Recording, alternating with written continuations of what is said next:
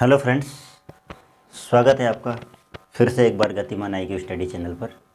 और जैसा कि आप देख रहे हैं कि यहाँ पर आपको पढ़ाया जा रहा है साइंस, लेकिन आज आपको आपके एग्ज़ाम के पर्पज़ से थोड़ा सा मुझे इस स्टूडेंट्स के कमेंट्स पे ये वीडियो भी बनाना पड़ा। क्यों? क्योंकि अभी आपके साइंस में यहाँ फिजिक्स पोर्शन चल रहा है। तो जैसा कि फिजिक्स पोर्शन में मैं आपको कंटिन्यू टॉपिक बाय टॉपिक पूरे स्पष्टीकरण के साथ पढ़ा रहा हूँ, लेकिन अभी इमीडिएट अप्रैल से एग्ज़ाम स्टार्ट हो जाएंगे। ग्रुप डी के रीड के एग्ज़ाम भी लगभग अप्रैल के लास्ट में होने वाले हैं और अदर्स एग्ज़ाम भी आ गए हैं। तो जो इम्पोर्टेंट टॉपिक है वो मैं साइंस बायो से उठा के और आज से आपको यहाँ शुरू करा रहा हूँ। क्यों? क्योंकि साइंस बायो से भी क्वेश्चन आते हैं, लेकिन सेलेक्टेड आते हैं वहाँ से। तो जो संभावित प्रश्न बनने वाले टॉपिक हैं उनको मैं आज से यहाँ लेकर आया हूँ आपके लिए। तो आज हम जीव विज्ञान में यानी बायोलॉजी में मानव रोग का अध्ययन शुरू करेंगे और मैं इसको भी डिटेल से पढ़ाऊँगा। लेकिन पहले मैं उन चीज़ों को यहाँ पे अब आपको तैयार करवाऊँगा जो एग्ज़ाम से रिलेटेड होते हैं। इससे पहले यदि आप नए हैं इस चैनल पर तो सब्सक्राइब कीजिए और बेल आइकन को दबाना ना भूलिए, क्योंकि आने वाले सारे नोटिफिकेशन एजुकेशन से रिलेटेड, आपकी प्रिपरेशन से रिलेटेड आपको मिलते रहें। और आप इसको शेयर कीजिए ताकि और भी लोग और भी स्टूडेंट्स हैं जो आगे पढ़ सकें और इस चैनल का लाभ उठा सकें।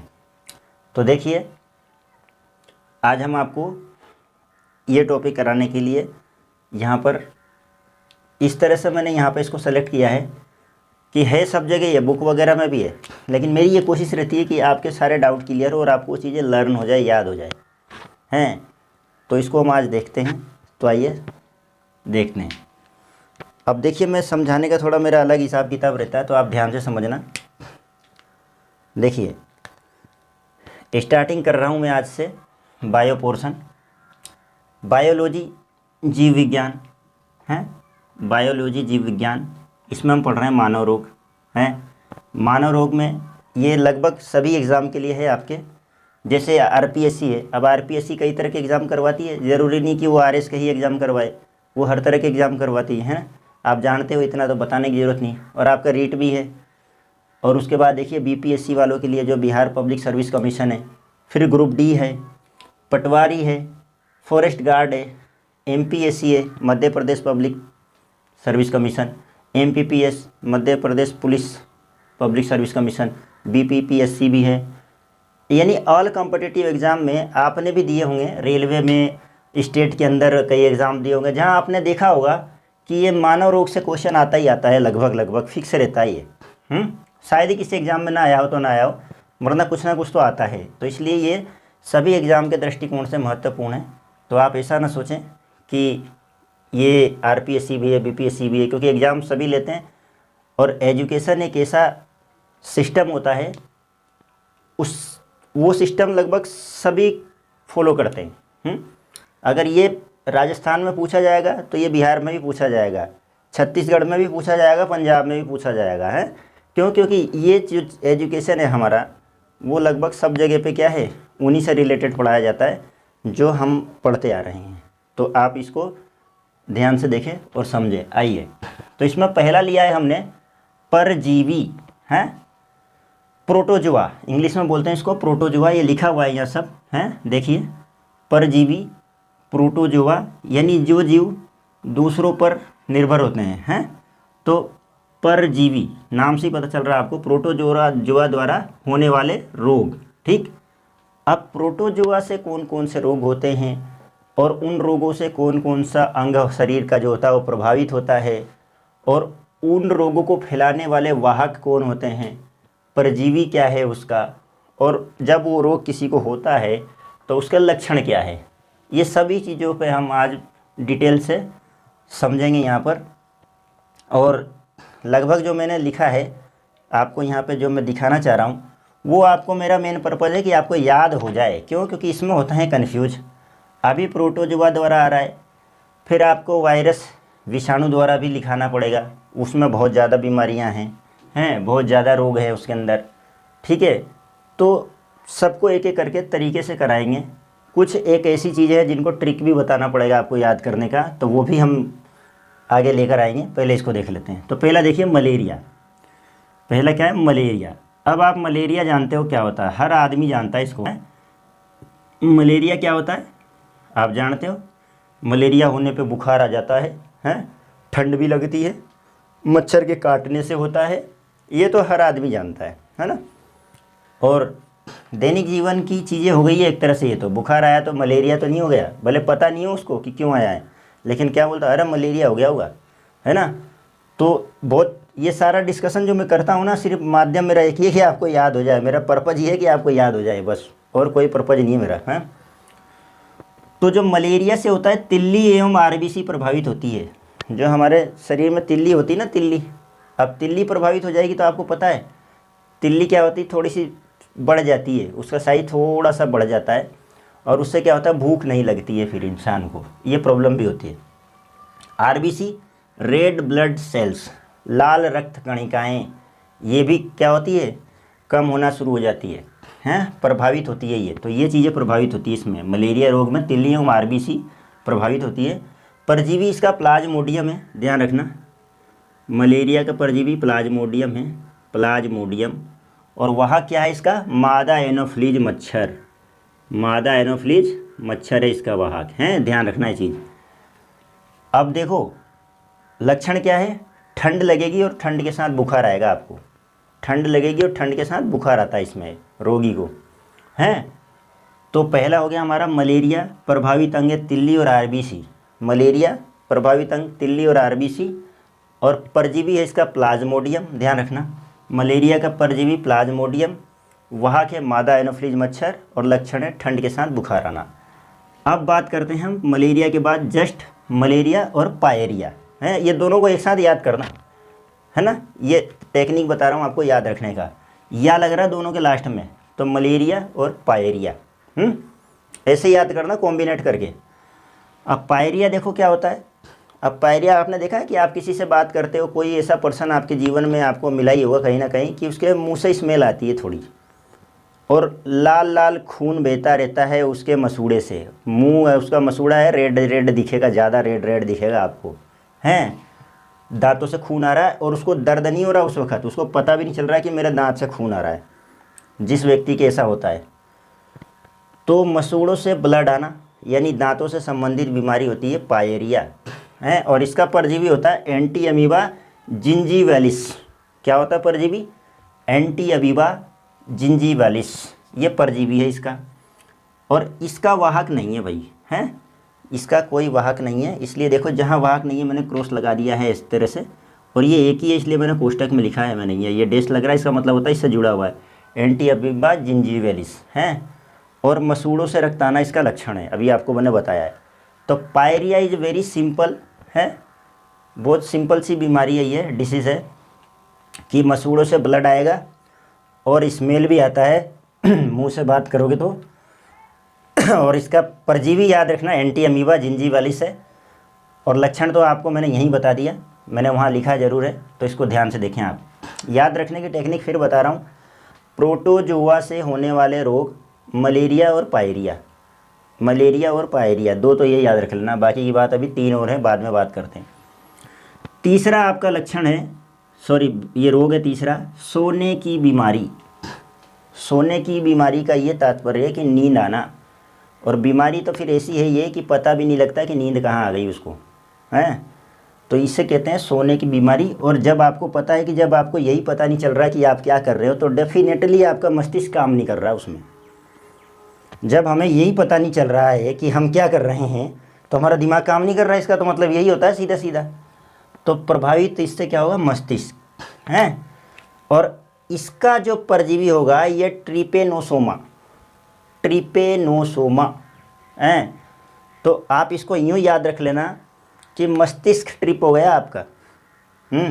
याद रखने का तरीका बता रहा हूँ कि जिस व्यक्ति को ये सोने की बीमारी है उससे उसका मस्तिष्क प्रभावित होता है, और ट्रिप हो गया, तो ट्रिप हो गया तो कभी एग्जाम में परजीवी का नाम आएगा ना तो आपको याद आ जाएगा, ऑप्शन देखते हैं ट्रिप होना, ट्रिपेनोसोमा। और इसका वाहक होता है सीसी मक्खी। कौन होता है, सीसी मक्खी, सीसी मक्खी इसकी वाहक होती है। और सोने की बीमारी से रिलेट कर देना सीसी। सोने की बीमारी है मस्तिष्क प्रभावित, और सोना सीसी मक्खी, सीसी मक्खी, और इसको इंग्लिश में टीएससी भी ऐसा लिखा जाता है, टिस से, है ना। ये वो सीसी ही है लेकिन साइलेंट है एक तरह से। या आप यूँ कह सकते हो कि टीएससी इंग्लिश में याद रख लेना इसको, इसका नाम है। और सीसी मक्खी जो है वाहक होती है इसकी, हैं। तो इसमें क्या होता है कि बहुत नींद आती है, क्योंकि बीमारी है तो नींद तो आनी ही है। जब नाम ही है सोने की बीमारी, तो ये तो कन्फर्म है कि नींद आना ही है। तो बहुत नींद आती है, लेकिन नींद आएगी ना तो आपको उस वक़्त रोगी को फीवर भी होगा। जैसे कोई व्यक्ति कहता है ना कि यार जब भी मैं सोता हूँ तब भी मेरे को बुखार आ जाता है, हैं। तो नींद आएगा। बच्चों में भी होती है बीमारियाँ ज़्यादा। तो आप देखते हो कोई सो रहा है और आप हाथ टच करते हैं उसके परिवार वाले, घर वाले, तो ऐसा लगता है कि उसको फीवर है। तो कहते हैं कि जब भी सोता है तो इसको बुखार आ जाता है, और उसको फिर चिकित्सक के पास ले जाया जाता है, हैं। तो इसमें क्या होगा, सोने की बीमारी में मस्तिष्क प्रभावित होगा और मस्तिष्क ट्रिप हो जाएगा, यानी ट्रिपेनोसोमा परजीवी हो जाएगा इसका। और सीसी मक्खी इसकी वाहक होती है, फिर कह रहा हूँ। और बहुत नींद के साथ बुखार आता है इसके अंदर। नींद तो आएगी, सही सोने की बीमारी है तो, लेकिन क्या बुखार के साथ बेसुध हो जाएगा आदमी, हैं। फिर बात करते हैं अगला हम पेचिस। पेचिस हर आदमी जानता है, पेट खराब हो जाता है इसमें, हैं। और ज़रूरत से ज़्यादा खराब हो जाता है, और इतना ख़राब हो जाता है कि नॉर्मल पेट खराब होता है तो आदमी को दस्त लग जाता है, लेकिन इसमें खूनी दस्त आना शुरू हो जाता है, यानी आपको ब्लड भी आना शुरू हो जाता है। तो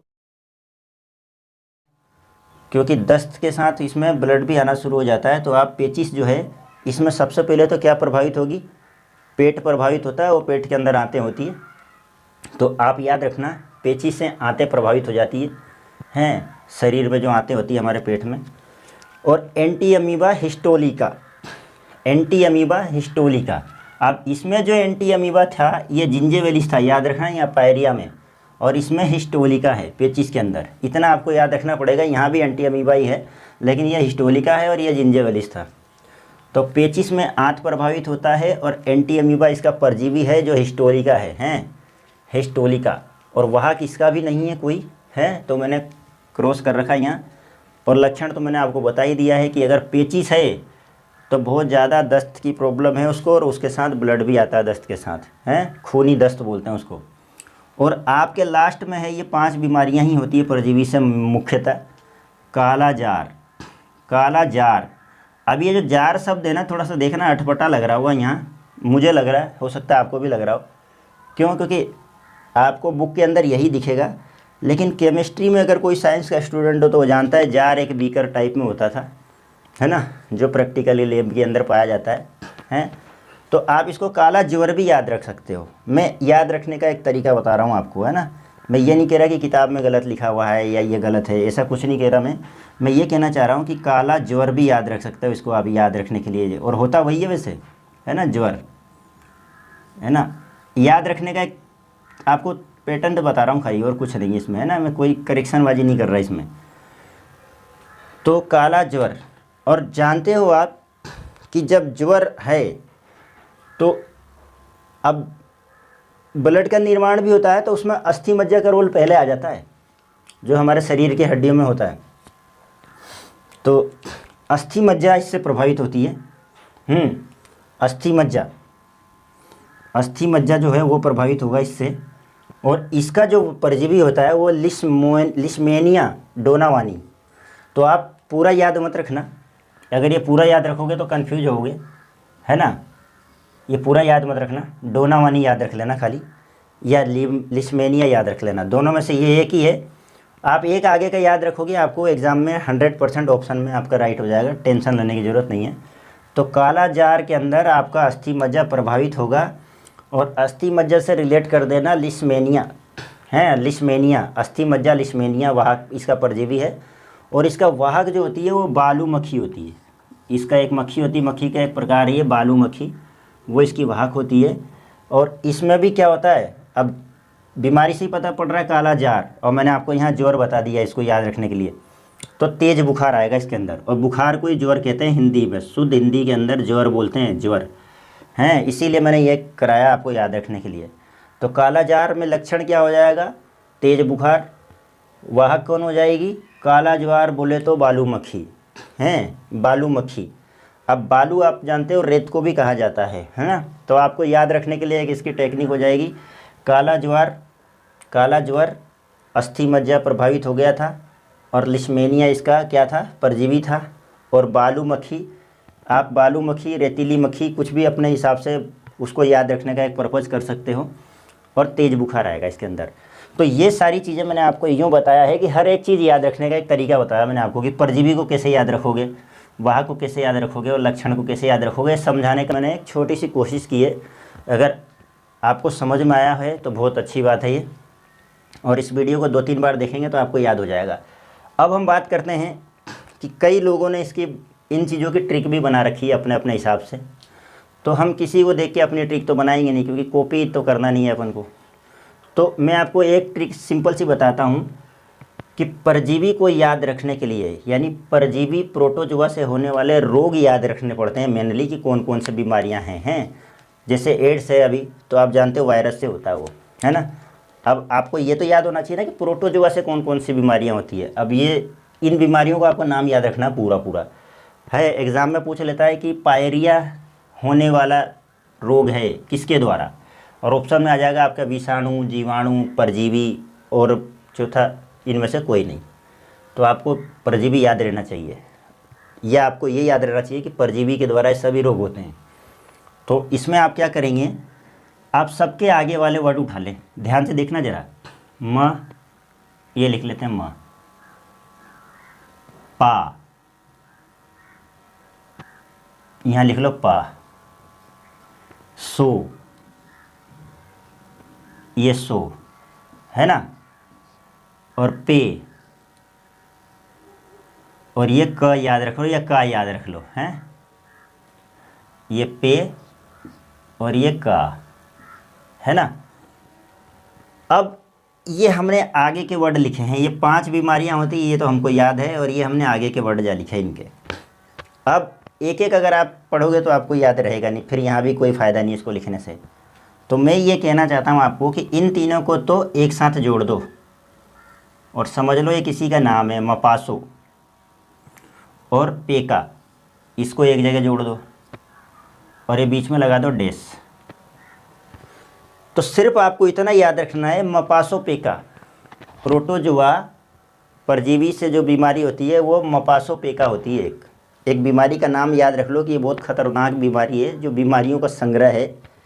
इसमें 5 तरह की बीमारियों का संग्रह है और एक नया वायरस है जिसका नाम है मपासो पेका।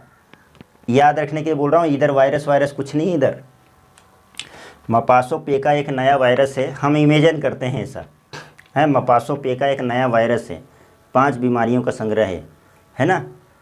तो जो प्रोटोजुआ से होता है, इस तरीके से याद रख लो, क्योंकि वायरस आजकल बहुत चल रहा है ना दुनिया में। अभी कोरोना आया था तो अच्छी तरह से याद है, बच्चों को भी याद है, उसको ये पता नहीं कोरोना है क्या, लेकिन कोरोना का नाम याद है।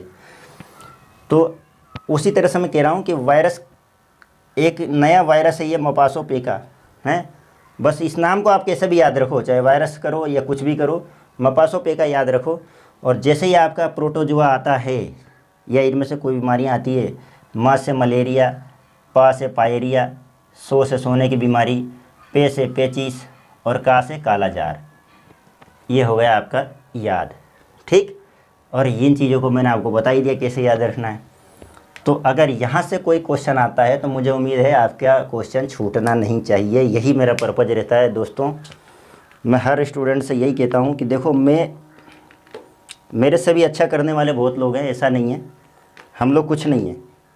आदमी को कभी ये नहीं समझना चाहिए कि वही सब कुछ है और उसे ही बहुत कुछ आता है, लेकिन हाँ, प्रयास जी तोड़ करना चाहिए हर इंसान को, और वो मैं करता हूँ आपके लिए। और इसमें आप लोग मेरा साथ दें। साथ देने से तात्पर्य ये है कि अगर आप मेरा चैनल देखते हैं तो मैं जितनी मेहनत करता हूँ ना आपके लिए, आप भी उतनी मेहनत करके उन चीज़ों को याद करिए, अच्छे से रोम रोम में दिमाग में बसा लीजिए इन चीज़ों को। और मेरी ये इच्छा है सबसे बड़ी कि मैं जो पढ़ा रहा हूँ वहाँ से अगर क्वेश्चन आ गया तो आपका छूटना नहीं चाहिए, बस यही मेरा एक पर्पज़ रहता है। और वो नहीं छूटना चाहिए, ये आप अपना पर्पज़ बना लो। अब यहाँ से कुछ आ जाए और आप अगर छोड़ के आ जाओ तो मेरी तो सारी मेहनत बेकार है और आपकी भी। तो आज के लिए यहीं तक, और अब अपन या तो बैक्टीरिया या वायरस दोनों में से एक लेके आएंगे आपके लिए अगली वीडियो में। तब तक के लिए आप इसको रिवाइज़ करके और इसको बिठा लें। यहाँ से क्वेश्चन आता ही इन तीनों में से, ये आपका प्रोटोजोआ, बैक्टीरिया और वायरस में से क्वेश्चन आता ही आता है। तो इसी के साथ धन्यवाद, जय हिंद।